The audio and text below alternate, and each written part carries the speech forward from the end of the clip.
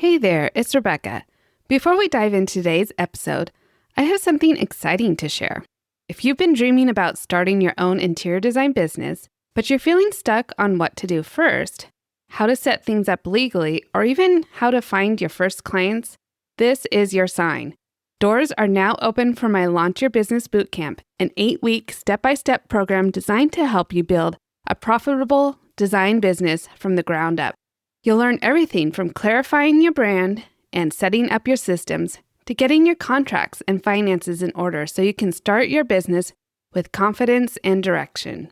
I'll be walking alongside you the whole way, mentoring you through each step so you're never left wondering what to do next. And the best part? You'll be part of a community of other designers doing it right alongside you. So, if you're ready to stop dreaming and finally launch your design business the right way, go sign up now at ourworddesign.com. You'll also find the link in the show notes. All right, let's get into today's episode. You're now listening to Design Curious, a place where you, creative one, are here to learn about what it really is like to be an interior designer. And I'm your host and mentor, Rebecca Ward. If you're worried about how to succeed in a creative career, if you're ready to learn your next steps to become an interior designer, and if you want the satisfaction of doing something you love every day, you are in the right place. Grab a coffee, a notebook, and let's dig into today's episode. Hello, and welcome to episode 170 of Design Curious Podcast. I'm your host and mentor, Rebecca Ward. Today on the podcast, my guest pretty much doesn't need any introduction. If you've been listening to any design podcasts, you've probably come across hers before, but I will tell you a little bit about her. Today's guest is LuAnn Nigara.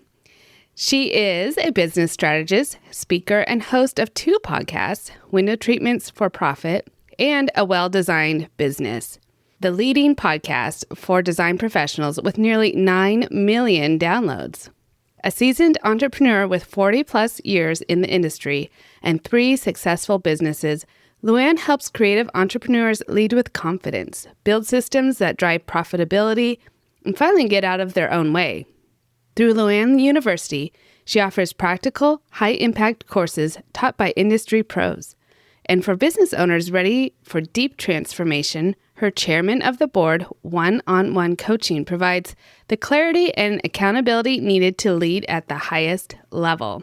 If you're not listening to her podcast already, you probably want to. There's over 1,000 episodes of great information, great interviews. So it's definitely a staple in the design podcast industry. You're going to love our conversation with LuAnn. She has so much to share. I really learned some new things about her, and you might as well too. So let's get into our conversation with LuAnn. LuAnn, welcome to Design Curious Podcast. It's so great to have you here today. Rebecca, I'm so excited to be here. I really, really am. I'm looking forward to today all weekend. Yeah, it's such an honor. I was so pleased to come on your podcast and that you would return the favor and come on to Design Curious. So let's just dive in because I am curious. You share a lot on your podcast about your path and everything, but I'd love to hear it succinctly here, kind of like how you started your business and how you got into the interiors industry in the first place. Okay, so I have to clarify. Do you mean the first time I got into the interiors industry in 1982, my friend, or do you mean in 2016 when I came out with the podcast? 82 is what I mean. Okay. All right. So I'm actually going to give you a very short version. You will ask me if anything in there you feel like you want to know more details on because, it's a long time ago and I could talk for an hour on just that. Sure. The bottom line, nutshell of it is that my husband's very best friend, his brother, and 2 of their other friends, those 4 gentlemen, not my husband, those 4 gentlemen started a franchise in Florida called Window Works, and it was custom window treatments. And that was like in 1978, 79. And then in 82, that was in Florida. And they all lived in Florida. My husband, in December of 81, decided that he would open up one in New Jersey. And in that summer, I started working in that franchise because I was between jobs and I had been dating him about 6 months and I was pissy about the job I was in. And I said, this is the first time I've ever had a job that wasn't in sales. And this is a big mistake. I need to be in sales. This is driving me crazy. I am bored out of my mind. And he said, well, I started this little company if you want to come work for me until you find something else. And we're both like, huh, is that really a good idea? Like, we don't know. Working together. Yeah. Yeah.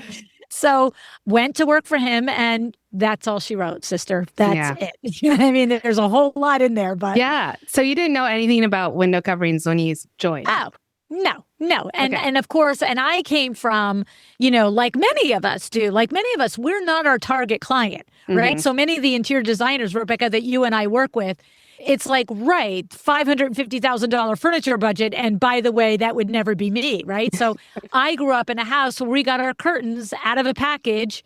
Here's the 26-inch length. Here's the 42-inch length. You know what I'm saying? Yeah. And there was nothing custom about anything that my mom and dad ever had in their home. And so the word custom window treatment wasn't even in my vocabulary. And then here I was a month later selling them. But the thing is, I could sell water to a fish. So it was sort of like, whatever, we're going with this. Okay. And, so your background is sales. So how did you get started there? Oh, well, that's easy. My aunt started giving me books when I was 10 years old. Really? So, yeah. One of the very first books I read on sales, quote unquote sales, was The Greatest Salesman in the World by Og Mandino. And it's actually a parable. It's a parable type book. It walks through basically in a parable style, the 10 principles of living an abundant life. And it's woven within the context of a salesman because it's the salesman that walks through the desert telling everybody this parable. But the thing about it is that the 10 scrolls are a way of life and a way of looking at life. And it's, I will persist till I succeed. Today, I will multiply my value by tenfold. It's 10 different scrolls, right? If I sat and let my brain be quiet, I probably could come up with all 10 of them. But the idea is that story, along with my mom and my aunt, my aunt was a Silva mind control method instructor. Now they call it the Silva method because mind control seems a little wackadoodle. But in the 70s, it seemed perfectly normal. Right. And so they were teaching us kids the Silva mind control method. My aunt hands probably all of us the book, but I'm the one who's like, oh, I like this book. And from there, I am off to the races with Wayne Dyer and Leo Buscaglia and Dale Carnegie and Zig Ziglar, and I am just off to the races. And I am constantly reading these books in the background of my entire childhood. And I am just getting ingrained in the thought that you are the master of your destiny. You can create whatever you need. And if what you need is to be a good salesperson, you have everything you need to do that. And also the thing that I love about this whole upbringing for me with sales is that it wasn't until I was much older, in my mid and late teens, that I started to hear the bias of the swarmy salesperson, the used car salesperson. Because to me, my whole premise for being a salesperson was, you have great news that you want someone else to know too. And that great news could be this really wonderful book that you're enjoying. That great news could be this product or this service that will make their life or their business or their something better. But it comes from that, I've got great news and I want you to have it too. And so when you start to actually turn that in your mind and that's a core belief you have, now you can sell water to a fish because fish, you don't want to run out of water. Dude, what are you doing? You need water. I got water. You know what I'm saying? And so that's how, it becomes. And it's not until much later that I realized that there is a negative connotation about salespeople. Door-to-door salesperson, the Fuller Brush guy, the encyclopedia guy, but I was already too happily involved in my positive persona about being the world's greatest salesperson at that point. Yeah. So continuing on that line, just to jump to how you coach designers today, I would think the majority come to it thinking that sales is the used car salesman approach, right? Like everyone runs kicking and screaming from being a salesperson when in fact it's such a huge part of our career. Like we are selling all the time. If you take money from somebody, you're selling something. I'm sorry. Yeah. Literally. Yeah. Right?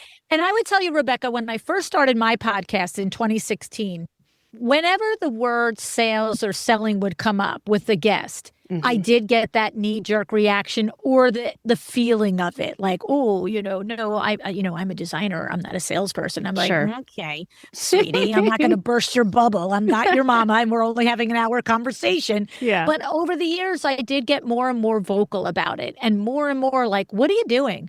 Why are you framing this as a negative? If you take a dollar bill from somebody, you are selling something, period, end of discussion. And if you flip the switch to the way I believe sales is, I've got the best design in the world for you. I'm the best person. I'm the best solution for you. I'm going to be the steward of your money, of your hopes and dreams for your home, your space. Then where's the bad part? So I would tell you that over the last 3 to 4 years, now all of a sudden I hear a lot more, well, of course I'm a salesperson and a designer too. And I'm like, oh, yay, you all come along. Yay. Yeah, it's I'm not claiming responsibility for it in any shape or form. I'm just noticing the trend is much more likely that someone will be okay with that connotation now than they were 10 years ago. 10 years ago, 7 out of 10 designers would be like, excuse me, I'm not a salesperson. Right. And now I think it's 3 out of 10 that would say, excuse me, I'm not a salesperson.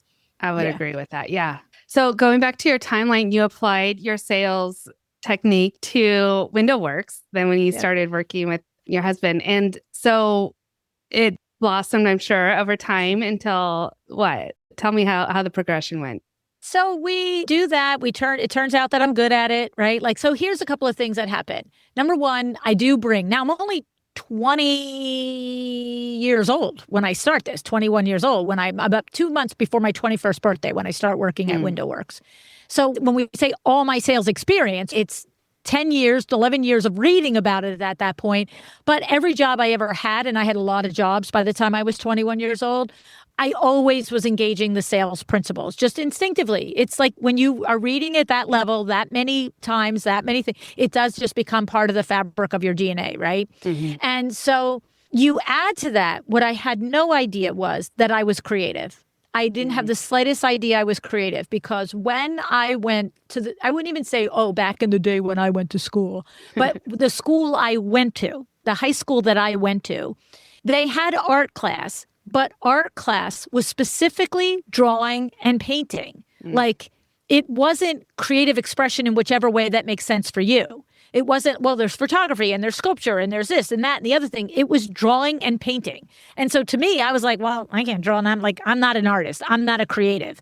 And so I had no idea that I had innate skill sets as a creative until I'm working in WindowWorks. And now all of a sudden, I'm able to really just literally understand proportion and scale. So I'm recommending balances and different things, and people are saying, oh, it should be this long. And I'm like, that's going to be too big. That's going to be too deep. That's going to be too heavy, or that's going to be too skimpy.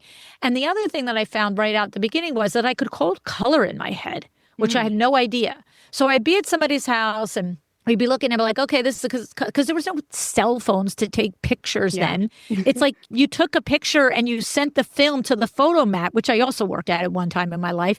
And then you waited 2 weeks for it to come back. So you weren't like, I'll pick your fabrics when I have the picture of your wall and your fabric when I get back. You know what I mean? Yeah. So, but what I could do was, and I didn't even know I was doing it. I'd be like, okay, I'll come back in a couple of days. I'll bring a bunch of fabrics. And over again, I started to hear, my God, that's the exact color. How did you know that was the exact same shade of blue? And then I would have people saying to me, my God, there's blue, there's green blues, gray blues, purple blues, red blues. How did you?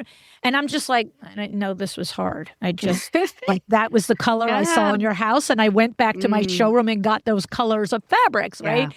And so it just happened that I discovered that I actually had a lot of creative talent, which had no idea was there.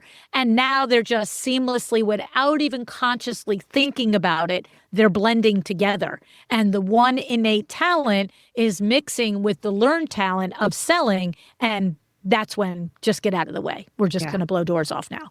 You know? Nice. Oh, I love that. Hitting creative, and you never knew until you started selling window coverings. Yeah. That's it. Amazing. Okay. I love that. So you had a gift in selling window coverings. And then, so what made you start your podcast in 2016? So what happens is now we go from 82 to say 2013, 2012, whatever it is. And I'm seeing the end of the road. I'm like, I've been selling this stuff for 100 years. I am getting bored of it, quite frankly. I am also very cognizant of that. Not only am I getting bored of it, but I'm getting testy. I'm getting a little like, you can't be saying that to your customers, LuAnn. You can't be calling them out for saying stupid stuff. You're supposed to have patience on that, you know? Yeah. And my husband, who's 15 years older than me, so we were the two salespeople at that point for the business. And he's 15 years older than me. And he's also noticing that where he was, say, 65 and I'm, say, 50 at this point, he's noticing a disconnect. He's like, geez, I used to walk into a young couple, which we used to think they were old, and now we knew they were 35, 40, they were young. Yeah. And he's like, and I used to be able to relate to them. And he said, but now I'm getting that little look like, wait, is this old guy actually going to be the one to tell me what the best awning is or the best window treatment is? And he said, and it's not really, really a problem, but I'm feeling it here and there. So he's feeling a disconnect in connecting with the demographic that we sell to, which is 35 to 50. And I'm just frankly like, I'm seeing the wall. And I don't know if the wall is in 2 years or 5 years, but I know it's not 15 and I'm 50. And I also know I'm not even going to retire at 65. Who are we kidding? And I'm just like, whoa, we need plan B. And so I start out on this journey to figure out what can we do to create income?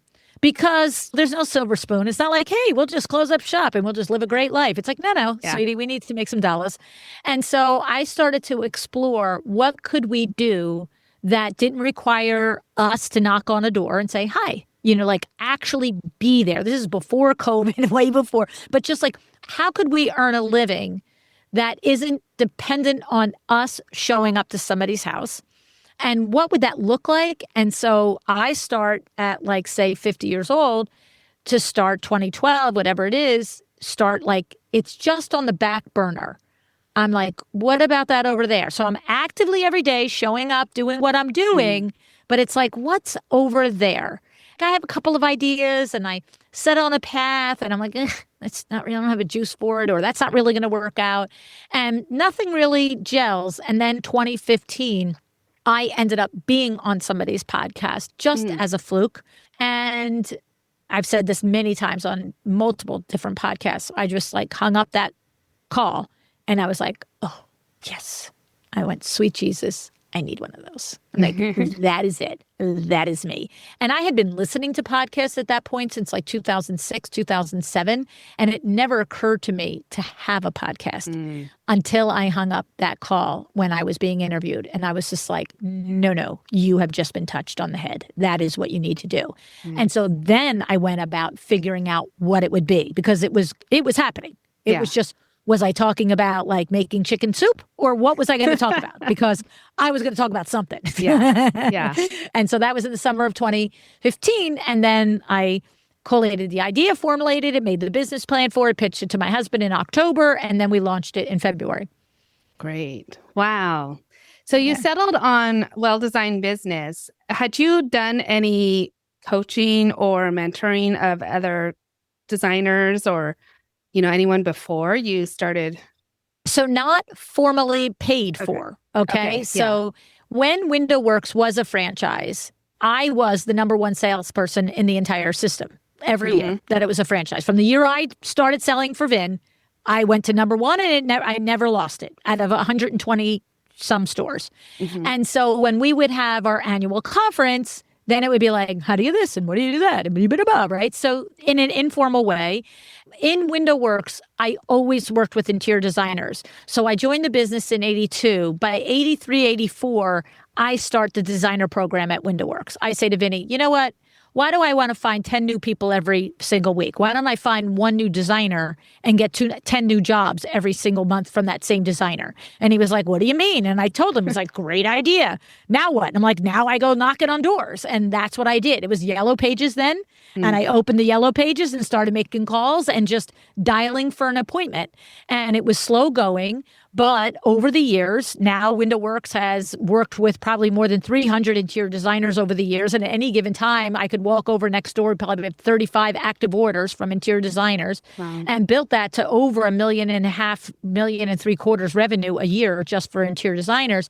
And so in that capacity, I often was quote unquote coaching designers because like Sandra Funk, I appreciate her so much because she always calls me as one of her mentors. Well, we never had a formal coaching thing, but it was always, hey, Lou, before we leave, can I pick your brain on this? Yeah. Hey, Lou, what do you think about that? This client said this. And not that I never said the same thing to her. What do you think about this? Right. But it was mostly the other way because I'm that much older and it was about that topic. And so I found myself over the years consistently, when asked, sharing with designers the business principles that we use to make WindowWorks successful. Then it just became, this is the crowd that needs the help. You know what I mean? This is the crowd that doesn't have really that resource of somebody who understands what they do.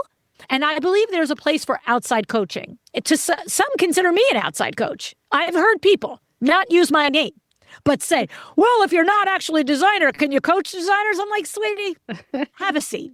Like, have a seat. Don't challenge me on this. Just go have a seat. Take that and go away. Because I've worked adjacent with them for 40 plus years. And so I see the process. I see what you do. I see when your client's face goes, are you kidding me? I see when your client's face smiles. I know what it is to be your vendor, where I'm like, we were just talking in a team meeting this morning at WindowWorks. And it said, look, I said, how is this happening? And one of the people on the team said, look, it's a new designer. She doesn't have a process yet. I'm like, okay, fine. And here it comes. An email at 9:00. Oh, can I have a quote on Sally's room, a Roman shade, 9:45. Oh, and in Timmy's room, can I have a quote on wood blinds? And then 11:30. Oh, you know what? We're going to change the film. I'm like, whoa. How about you collect your thoughts, my love? Why don't you do this? Why don't you make a list all day long of the things you need from your trade? And then at the end of the day, when you have collected all of your brain farts all day long, do one email. Not 16 emails asking me one question in every one, right? Right. And so I've been the vendor who I know that designer is not uncaring. That designer is not trying to make it hard for her window treatment person to retrieve the actual information that's necessary when she ultimately places an order because it's in 16,000 emails in different threads. She just doesn't know better. She just doesn't know a better path. So, I have not been an interior designer, but I can help you run a cleaner business for sure. And you're creative and you did design, like you designed window coverings. So it's all in there. It's it's all the same thing. So definitely qualified. Oh my goodness. So you have over 1,000 episodes now, so many, and you've interviewed and talked to so many designers. Is there anything, as you reflect back over the years, that seems to be a through line or something that's constantly coming up as you talk to these designers that maybe you didn't realize about the industry getting into it, or surprised you, or is like an aha mindset shift that people need to make? That there's actually a couple things as you frame that question. A couple things went through my mind.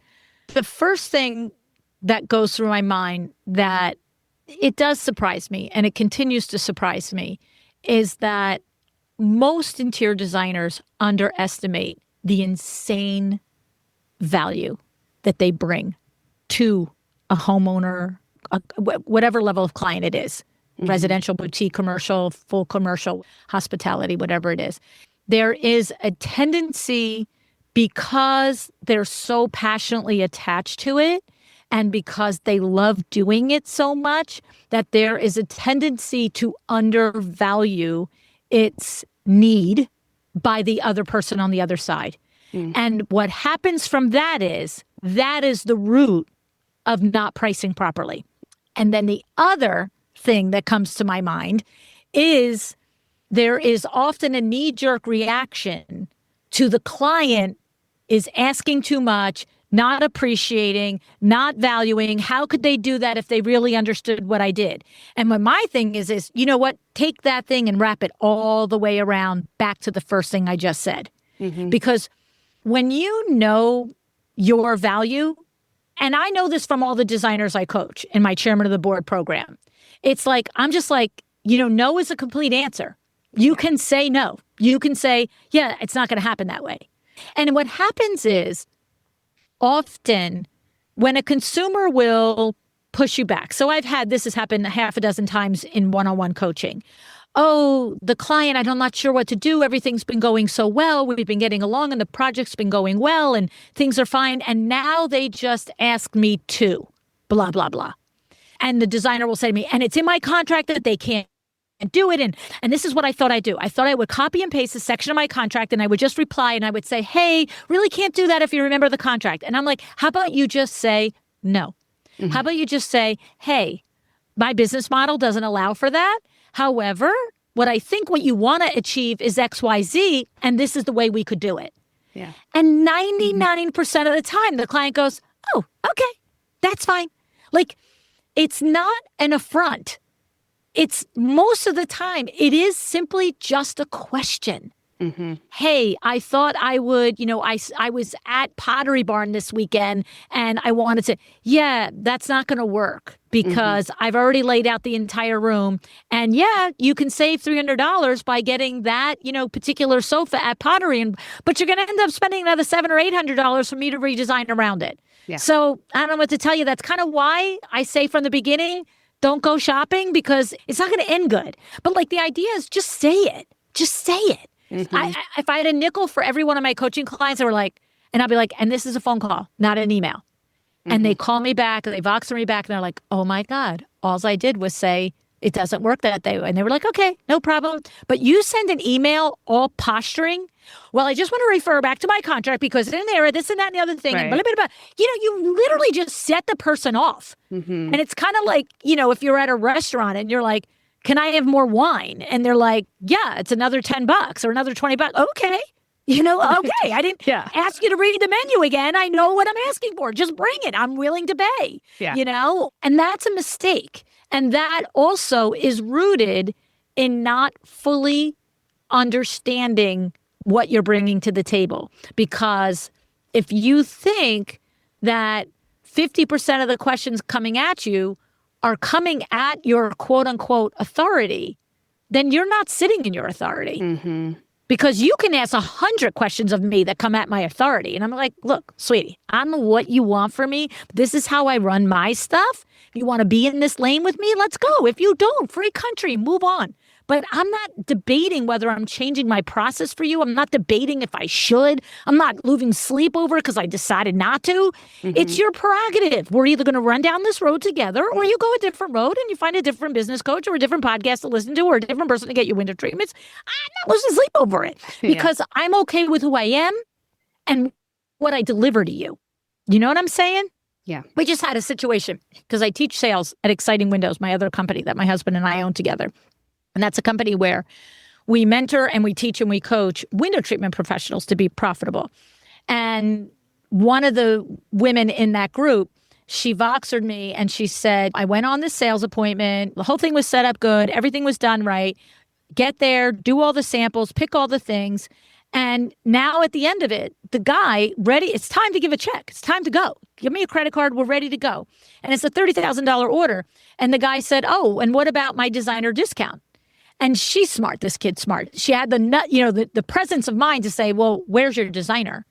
And he's like, well, what's the difference? I mean, the designer's not here. And she's like, why don't you just give a designer discount when the designer isn't here, right? And she pushed him back a couple times and he just kept coming at her. And she Voxered me when she was leaving. It was an hour and a half ride home. And she's like, I just walked out and I told him that I'm not going to do the order. And she said, and I'm not sure if I should have. And I was like, yes, you shut up. High five, yeah, you. Because it was just like, the thing is, you have to know, it's like, what's the Kenny Rogers song? Know when to hold them and know when to fold them. Yes, yeah. The Facebook groups for designers would have you believe that you always should walk away. You should not always walk away. But when you should, you need to. And she did. And that was a Friday. And on Monday, he called her and said, we'll place the order, right? And there's a lot of details and backstory to the nuance and the wording that went into it. And that is the art of the sale. It's how to say it, what to say it. I mean, she told me her conversation. I said, I'm 100% with everything you said. What exact thing would have come out of my mouth? There's the one thing that you missed. Keep it in your back pocket for next time. And so it was fine. And she did, but he ended up coming back. And that was because she understood inherently.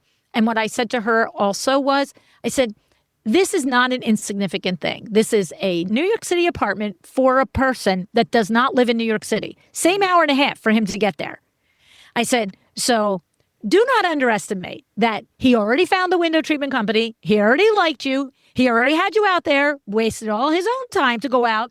You guys did all the measurements. You and him did all of the selections. He doesn't really want to do this again to save $3,000. Yeah. I promise you. Not where his primary residence is and where his pied-a-terre is. This man is not as concerned with the $3,000. And it's a lot of money, $3,000. A lot of money to me. Yeah. But it's like $300 for him. That's kind of a lot of money, but I'm not going to lose sleep over it money. Right. And so he just was pushing her back. And that's where you got to know. And that is the sales training. But it is also in running through that. Like in that moment, I would run through, well, what has he given up by getting to this point? And what does he gain versus lose by caving to my side or sticking to his guns? And I would have made the same educated guess that the $3,000 that he was looking for was not worth doing this all over again and finding a new window treatment company. Yeah. And so a designer needs to sit in that space. They picked me 2 weeks, 2 months, 2 years ago, whenever the engagement started.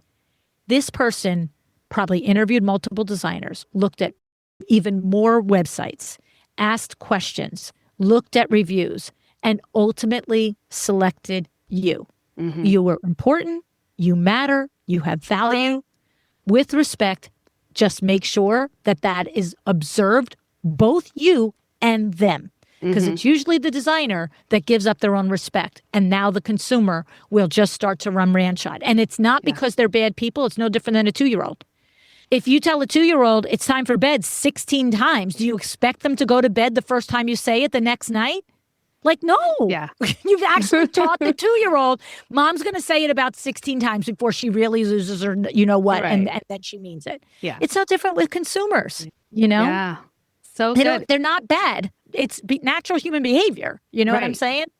Yeah. A lot of designers don't stand in that confidence of that they do have value, that the people did select them. Like they should have confidence already and have that and stand in that power and being able to say no because it's the best thing for the client. The client is 2 years old again. Like, you know, that they shouldn't touch you something need your hot, sleep, you know? Tommy. Yeah. You need this piece in here, Susie. You Yeah. need this full design, or you need this contractor, or you need this electrician. This is why. This is my experience. I have done this before. You want to bring in somebody who's not proven? Okay, but here's what we risk. And I'm not going to be part of that now. Don't call me when Harry, the electrician, doesn't know where something goes because I didn't hire Harry. Like, whatever the situation is, you know? Yeah. So you're known for telling designers to charge what they're worth, right? And so it's like, I think there's correlation between the more you charge, the more confident you gain, more confidence you gain. The better your clients get too. And the better your clients get. So there's nothing to lose by increasing your pricing, which is probably already underpriced anyway, to build that confidence. You have to have the core foundation though, right? Yes. Like you have to have a documented process that you follow so that you can give the same result with the best expectation of being able to do that, except for the fact that humans are involved and anything can always go wrong. Right. But when you have a documented process and you follow it, now you know you got the referral from Susie, you're going to do the same good job for Sally, and boom, charge for it.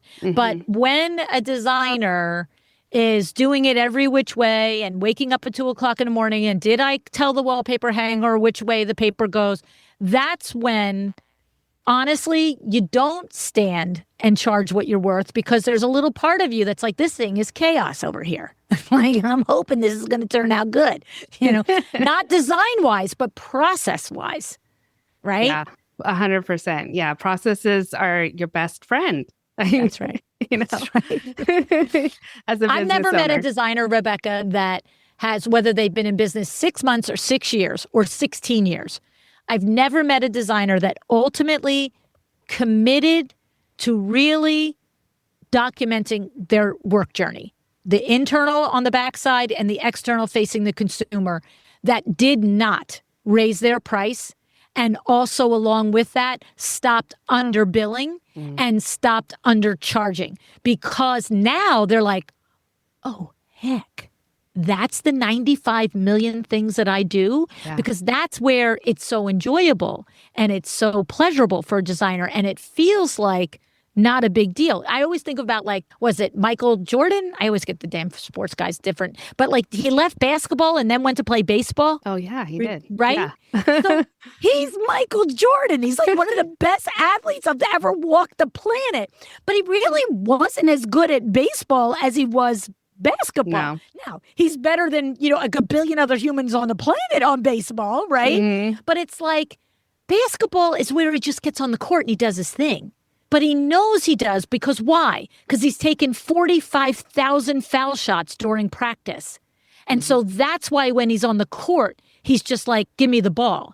And that's the thing with a designer. A designer often doesn't realize how much has gone into their ability to put together a room like that. Their ability to know which rug, which lamp, which this, because it's their innate talent, and they've honed it and they've enjoyed it in their free time. They take batting practice and they take foul shots. They go to shows for design and they read books on design and they read podcasts, listen to podcasts, and they, read magazines. So they often will misjudge what goes into that 5-second decision of that countertop or that countertop. It's like, that's not easy for all the rest of the humans.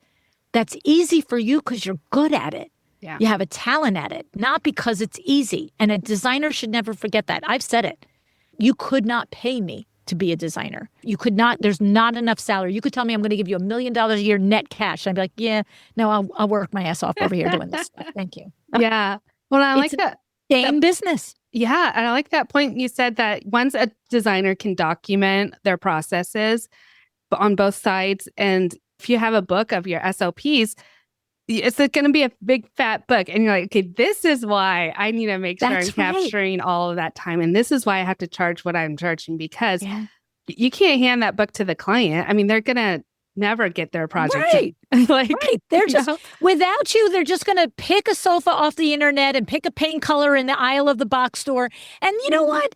50% of them will put together a decent room. The other 50%, you'd walk into the house and go, what kind of a hot mess is this place? Right? It's like, but you know what I mean? And that's fine. A lot of people live without elevated design. It's perfectly fine. They can go about their world.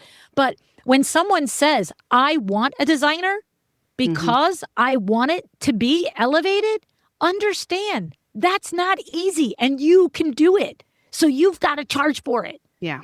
Amen, sister. Okay, so I think that we should share about how people can work with you directly, the programs that you have, because you have so much wisdom and insight and passion to share with our listeners. So why don't you talk a little about what's available?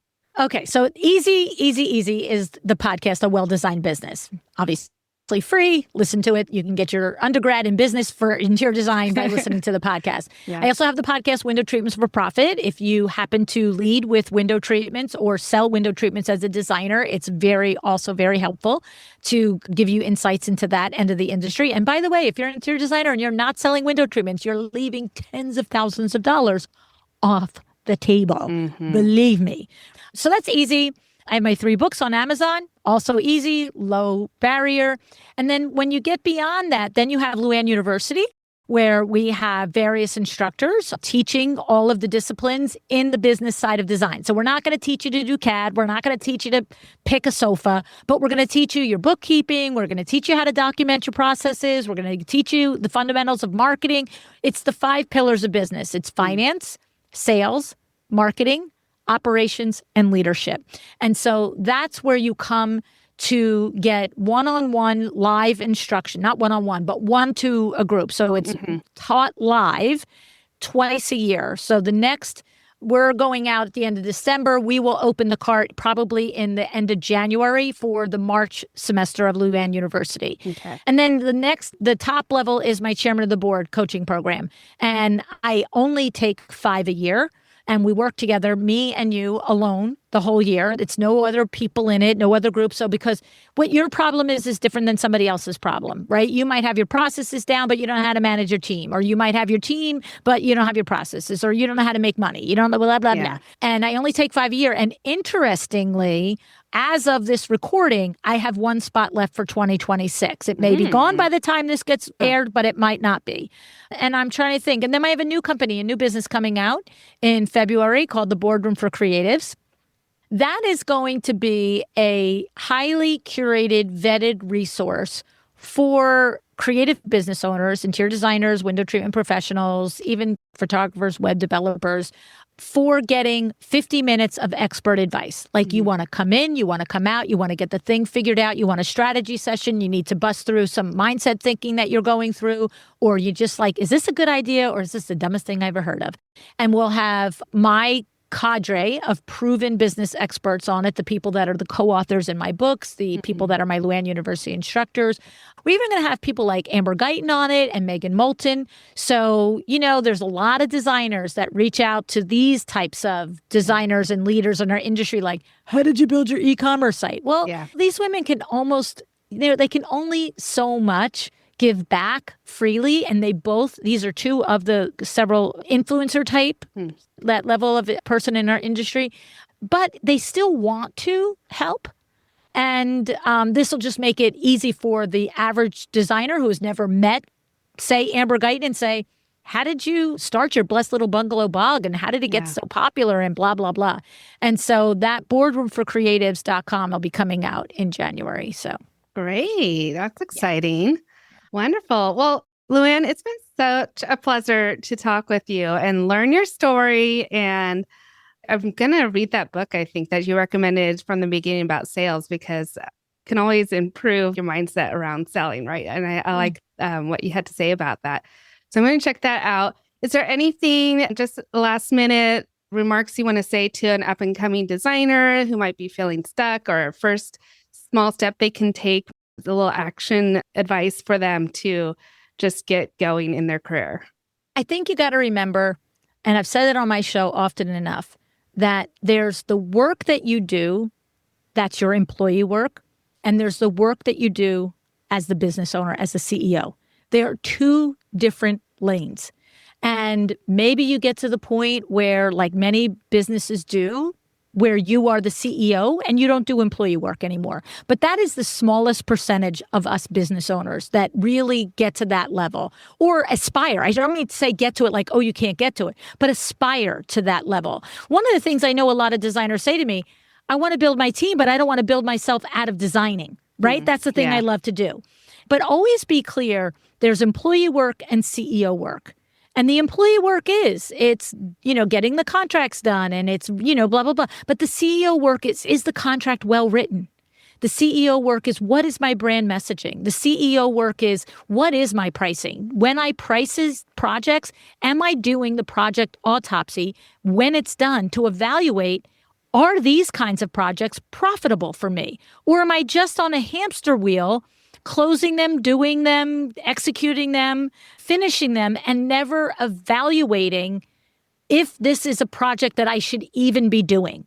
As you are in your career, if you've in it many years and you don't do this, do it. But if you're in your beginning of your career, just understand, don't get caught up in the weeds of doing the business that you forget to set up the business for sustained success, and that you have built in the time each month to step out and look at what's happening. It's kind of like if you think about like a coach of a basketball team. The guy's not in every play. He's not on the play. You know what I mean? Yeah. He's watching all the plays. And then when the game is over and in practice, it's like, hey, you two knuckleheads, every time we ran that play, you ran left and you ran right and you're both supposed to go the same way. So it's like, who's watching what the business is doing so the business can consistently be recalibrated to do better the next time. And that is a critical thing in starting a sustainable business. Very good advice. I love that. Well, thank you, LuAnn. And I'm sure we'll talk with you soon. Everybody needs to check out her podcast for sure. It's just an industry standard. And we'll put all the links to everything that you talked about in the show notes so people can find it easily. But thank you so much for coming on today, LuAnn. It's been a pleasure. Thank you, Rebecca. I appreciate you very much. Thank you.